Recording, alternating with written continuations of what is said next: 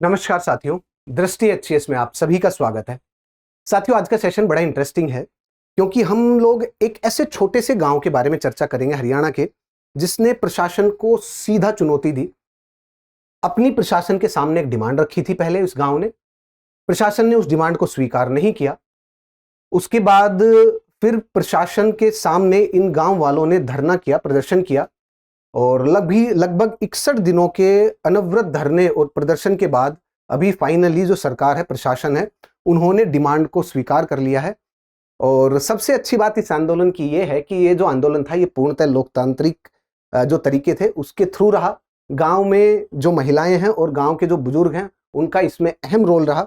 अब ये कौन सा गांव है, गांव वालों की क्या डिमांड थी, क्या प्रशासन के सामने उन्होंने अपनी जो समस्याएं हैं, वो डिमांड है, वो किस प्रकार से रखी थी, किस प्रकार से जो घटना चक्र था, जो घटनाक्रम था, उसके बारे में भी हम लोग चर्चा करेंगे।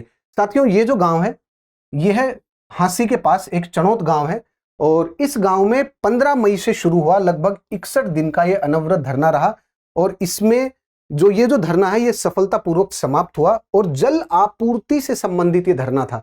अब ये जल आपूर्ति का क्या संकट था इस गांव में, इसको थोड़ी सी देखते हैं। देखिए, इस गांव में एक सबसे बड़ी समस्या ये है और अभी भी है और पहले 20 साल से चलती हुई आ रही है कि जो भूजल है, पहली बात तो भूजल में टीडीएस लेवल बहुत ज्यादा है। ये भूजल है, ये दूषित भूजल है और इस पे जो निर्भरता है गांव वालों की, उससे गांव में किसानों को भी समस्या आ रही थी। गांव के जो जानवर है, गांव के जो लोग हैं, पीने के पानी के लिए उसमें भी समस्या थी।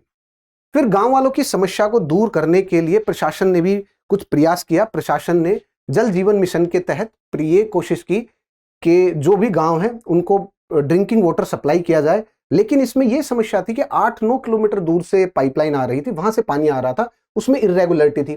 प्लस एक मोटर थी, वो 3 गांव के लिए थी और ये जो पानी है कब ये बहुत इरेगुलर आता था। फ्रीक्वेंट पावर कट्स भी थे। भाई, मोटर तो तभी काम करेगी ना जब लाइट आएगी।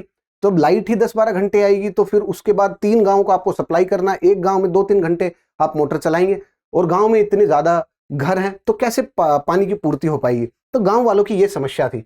तो गांव वालों ने कहा कि जो अमृत मिशन है, जिसका फेज 2 है, उसके तहत आप हांसी गांव को जो पाइपलाइन के थ्रू पानी पहुंचा रहे हैं और वो पाइपलाइन क्योंकि हमारे खेत से जा रही है, गुजर रही है, तो गांव से थोड़ी ही दूर है, आप क्यों ना इसमें एक टी पॉइंट लगा दीजिए और उस टी पॉइंट से हमारे पास भी पानी आ जाएगा। अब क्योंकि ये पाइपलाइन काफी बड़ी है, इसका प्रेशर भी हाई होगा और हम इसमें एक टी जंक्शन लगा देंगे तो उससे हम इजिली पानी ले सकते हैं। लेकिन प्रशासन और सरकार ने कहा कि ऐसा नहीं कर सकते, इसमें तकनीकी और जो कानूनी रूप से बहुत ज्यादा इसमें पेचीदगी है, ऐसा नहीं किया जा सकता।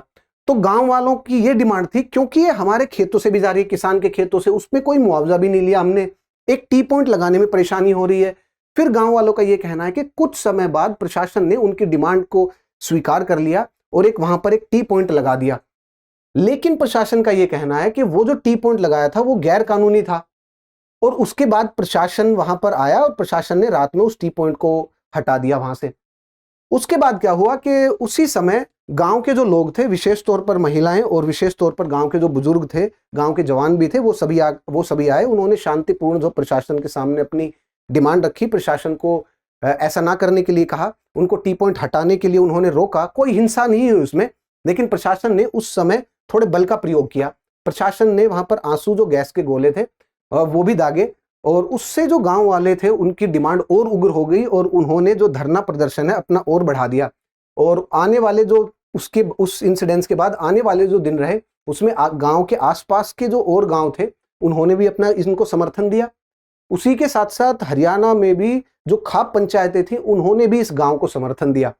और फाइनली आफ्टर द इंटरवेंशन, मतलब जो हमारे जो पूर्व वो थे सीएम मनोहर लाल खट्टर, उनका भी इंटरवेंशन रहा और फाइनली गांव वालों की डिमांड एक्सेप्ट कर ली गई है। यही पूरा मुद्दा रहा है। अब देखिए, इससे ये भी पॉइंट समझ में आता है कि यदि हम लेजिटिमेट डिमांड रखते हैं अपनी, कोई भी ऐसा नहीं कि डिमांड आपकी लेजिटिमेट ना हो, उसको एक्सेप्ट नहीं किया जा सकता, ऐसा भी नहीं होना चाहिए। और प्लस ये भी है कि जो भी आप अपनी डिमांड रखें, उसको रखने का जो तरीका है वो भी तरीका भी ठीक होना चाहिए। ऐसा नहीं कि वो गैर कानूनी तरीका हो, ऐसा नहीं कि उसमें हिंसा हो। और यहां पर जो गांव वाले हैं उन्होंने ऐसा कुछ भी नहीं किया और उनका तरीका भी उत्तम और अहिंसावादी उनका तरीका रहा। अब देखिए, सरकार ने गांव वालों के सामने जो प्रस्ताव रखा था कि 8 किलोमीटर की जो दूर से आ रही वैकल्पिक जो ग्रामीण लाइन है वहां से आप वो ले लीजिए, लेकिन उसमें समस्या थी, बिजली की समस्या थी, पावर की, उसकी मोटर की समस्या थी, पानी रेगुलर नहीं था।